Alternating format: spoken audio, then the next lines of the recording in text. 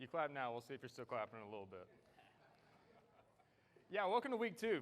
I'm super excited. I did want to say it's really cool, one, that I got the opportunity to start working with Pointman, but it's even more of a cool opportunity every time I get to come speak to Pointman.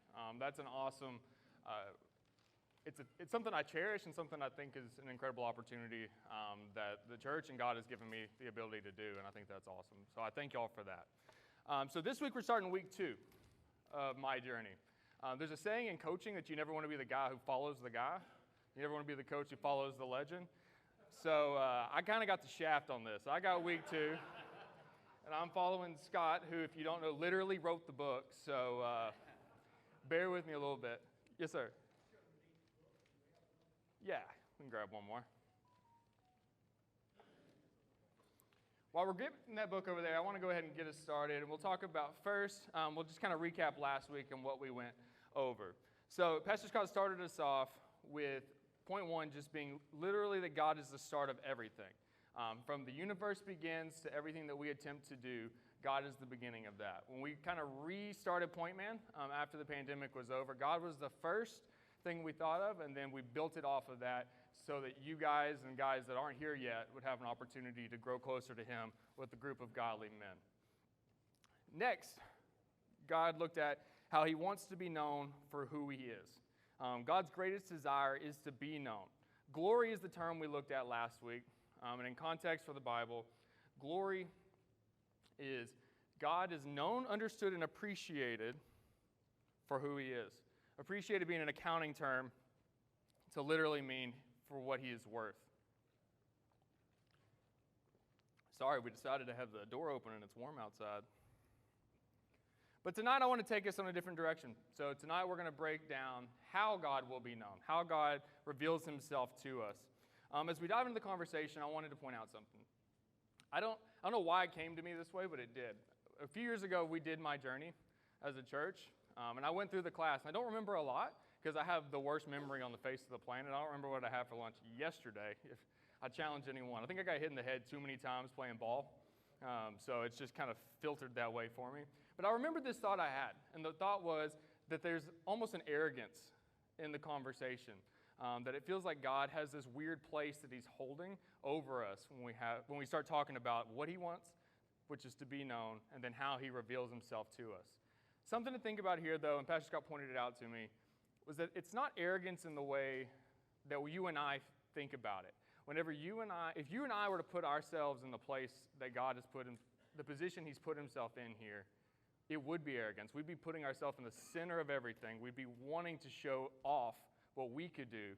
However, in this instance, God is telling us something that we need. Something that we need to understand. He's teaching us, He's giving us information, He's giving us a relationship that we can't live without. That's dire and greatly important to the way that we live our life. Another thing that was pointed out in here is that every moment in human history is a chance for God to reveal Himself to us. So we think of everything as human-centric, as me-centric, as you-centric, and so all of these points in history are our history. But in reality, all of these points are a point where God has revealed Himself to us once again. So tonight, we're going to talk about 4 particular ways in which God has revealed Himself in the Bible. I'm not going to make you wait very long for point 1. We're just going to go ahead and get to it. Point 1, God reveals Himself in creation. So you've got a verse there in Romans 1:20, but I want to back up just a hair to Romans 1:18 through 19, where Paul tells us, "But God shows His anger from heaven against all sinful, wicked people who suppress the truth by their wickedness. They know truth because it was made obvious to them." Romans 1:20, which you have in your outline. "For ever since the world was created, people have seen the earth and sky through everything God made. They can clearly see His invisible qualities, His eternal power, circle power, and divine nature.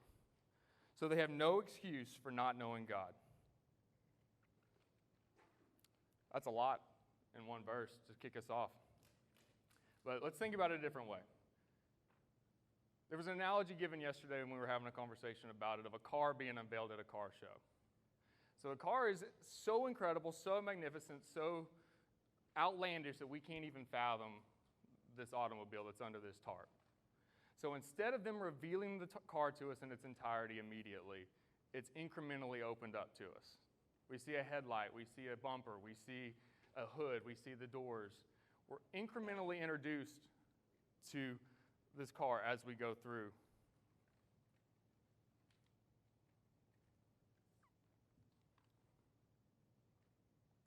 On page 1 of the book, the Bible, we see this, and it is what we see a point. Genesis 1:1. God created the heavens and the earth. I just explained that I have the worst memory on the face of the planet, but I remember that verse because it's been said a million times. We've read it a million times. As believers, we just take it for fact. We don't really dive too deeply into this. We believe God created the heavens and the earth, and we're like, okay, cool. Next, moving on.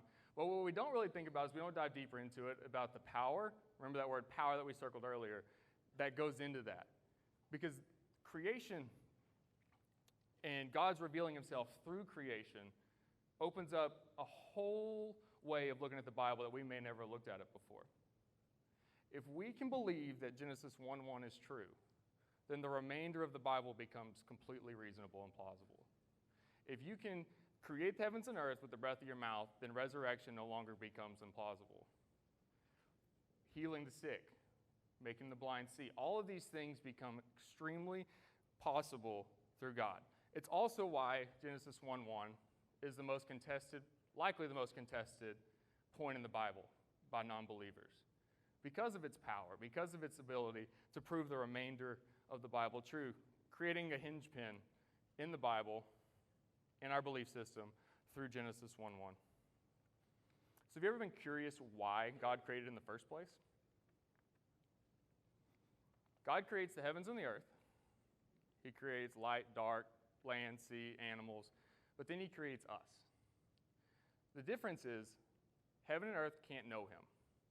Animals can't know him. Seas and land can't know him. So he creates a being who can. He creates man and eventually woman. Genesis 1:26 says, "Then God said, 'Let us make human beings in our own image, to be like us.'" See, us is a key word here, because God has existed forever inside of the Trinity, inside of a relationship between the God, the Father, the Son, and the Holy Spirit. Inside of that Trinity, God has existed in a relationship. But he created us to have a relationship with, to be known for who he is. In your outline, there's some words there. Faithful, patient, loving, truthful, gracious, love. All of these are attributes of God. They're shown throughout the Bible. The verses are there. God, through these, is showing he wants a relationship, or he is a relational God. You can't have faith, you can't be faithful without having someone to express that towards. You can't be patient with someone, or patient without someone to express patience with. Love, the same way. There's the whole self-love topic, and that's great, but you can't truly express outward love without having something or someone to express that with. So point 2 is connection.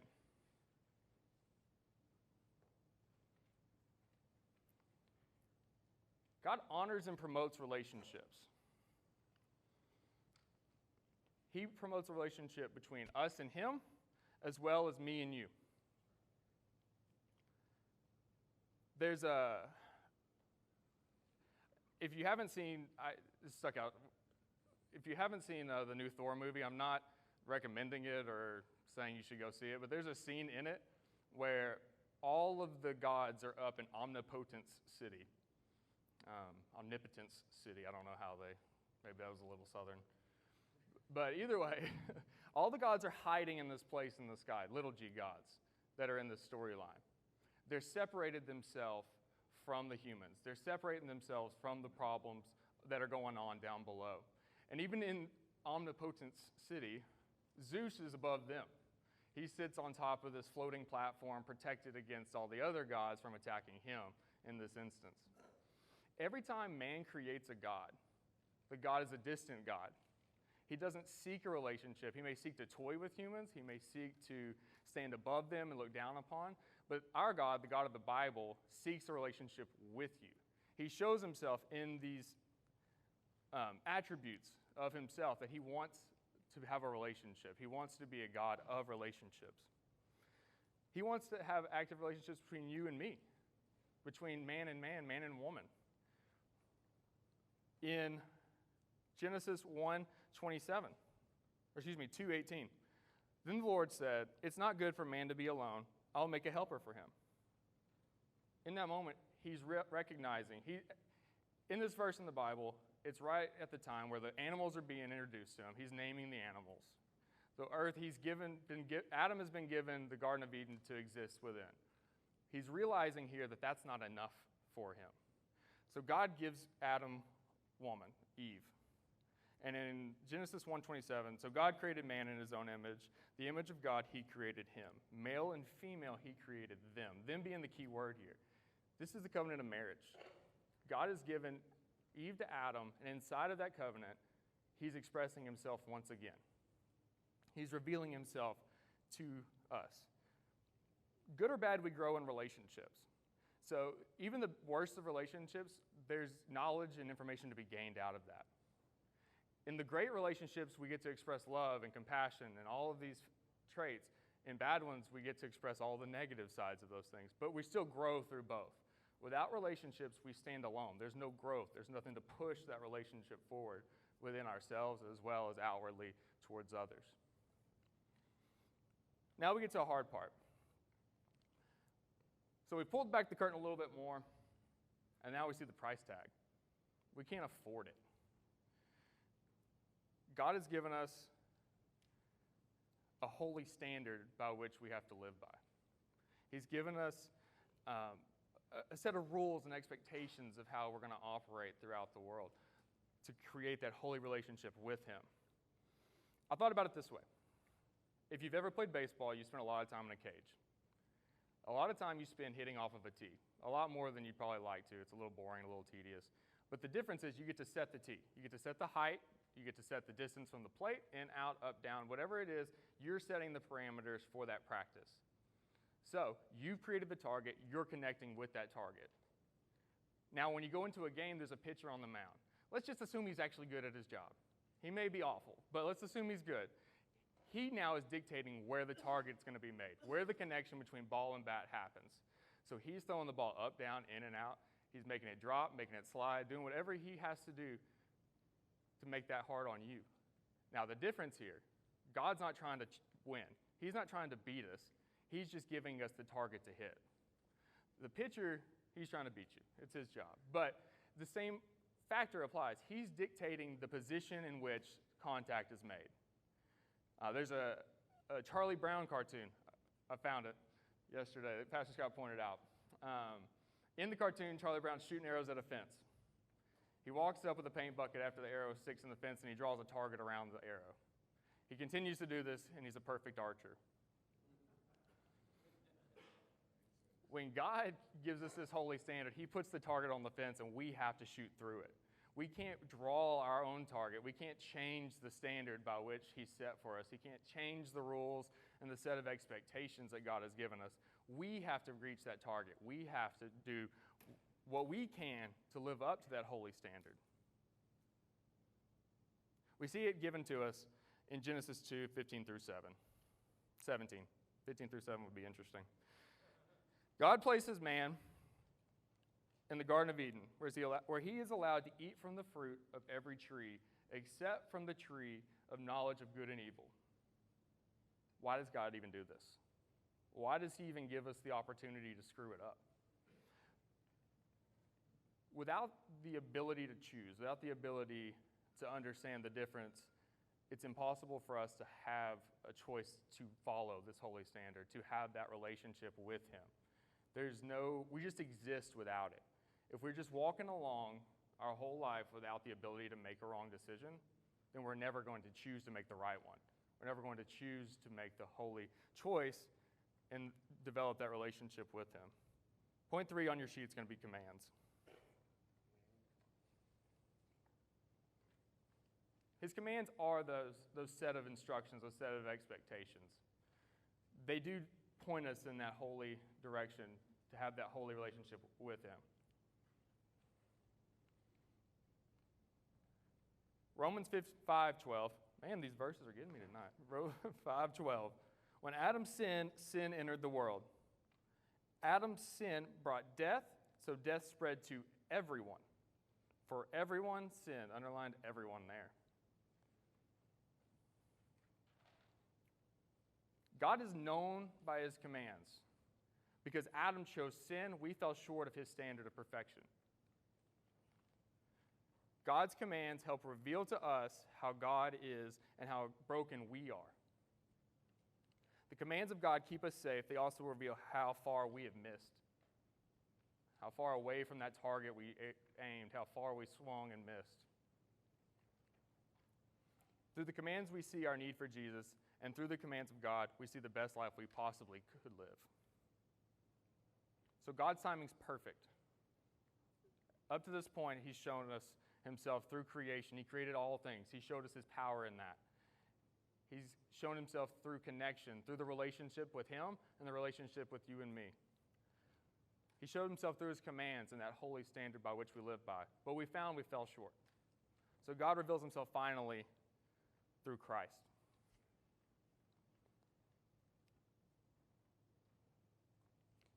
Hebrews 1:1 through 3.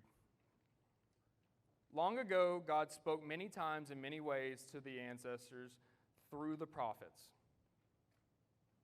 And then in the final days, He has spoken to us through His Son. God promised everything to the Son as an inheritance, and through the Son, He created the universe. The Son radiates God's own glory and expresses the very character of God. And He sustains an important word here, everything by the mighty power of His command. So in the Bible, Christ is the final reveal of God. There's never a point past that where He reveals Himself to us once again, and there hasn't been to this day. Why is that? Because God's timing is perfect, and so the perfect point in history for Him to give His final reveal was at the point where Christ came to live on this earth. It was the point where Christ was crucified, buried, resurrected. That sustain word's important because He sustains, lost my place, everything by the mighty power of His command. He didn't say Jesus is here today, gone tomorrow, and that's the end of it. He sustains that mighty command. Up till today, He still sustains that mighty command in the way that we live our life. This is the final reveal because Christ radiates God's own glory, expresses the very character of God, and He sustains everything by His command. God bared it all through His Son. He does not need to provide anything more than He has given to us, to all of us, at this perfectly positioned time. Therefore, He is revealed to us. So we've got 4 ways in which God has been revealed to us: creation, power, knowledge, relationships, connection, commands, set of rules, set of holy standard to live by, and by Christ, the one who saved us, even though we fell short of the first 3. So now we've got the full view of this car. The car has been totally unveiled. So what now? There's the Michelangelo painting in the Sistine Chapel. It's called The Creation of Adam. The whole Sistine Chapel's kind of come into question. It's kind of controversial. Some people think it means other things, but no matter what you think it means, the imagery is perfect for this. In it, God is all-powerful, reaching down to Adam. Adam's kind of lounging back, just kind of pointing, and there's a space visible in the painting where they're not connected, where they haven't reached one another. This is a perfect illustration for what we're talking about here. God's doing all the heavy lifting. He's literally down trying to grasp, trying to reach out to Him, and Adam is just kind of hanging out. He hasn't fully decided that he's going to do the same and reach out towards God. Think about it. I went to church on Sunday. Pointman's cool. I read the verse of the day. All these minor things that we do, but we don't dive deeper in that relationship with Him. We don't reach for Christ reach for God and try to make that connection with him. We're comfortable just kind of lounging back thinking, yeah, it's all good. We got it.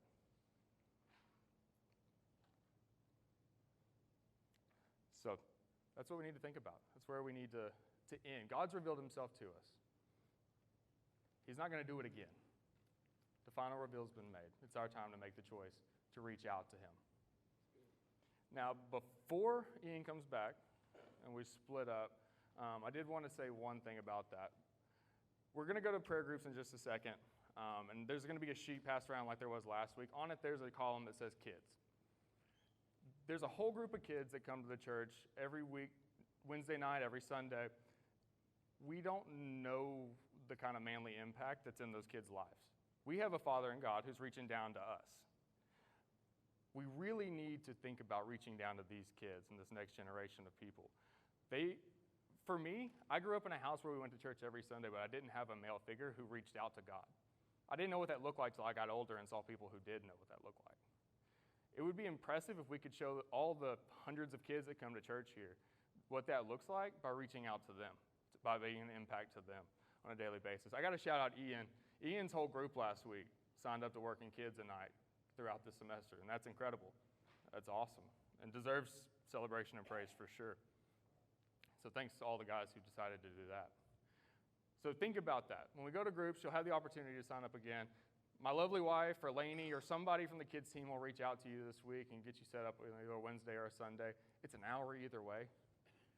So if time's the issue, it's not a lot of time. It's like a quarter of a football game, so come on now.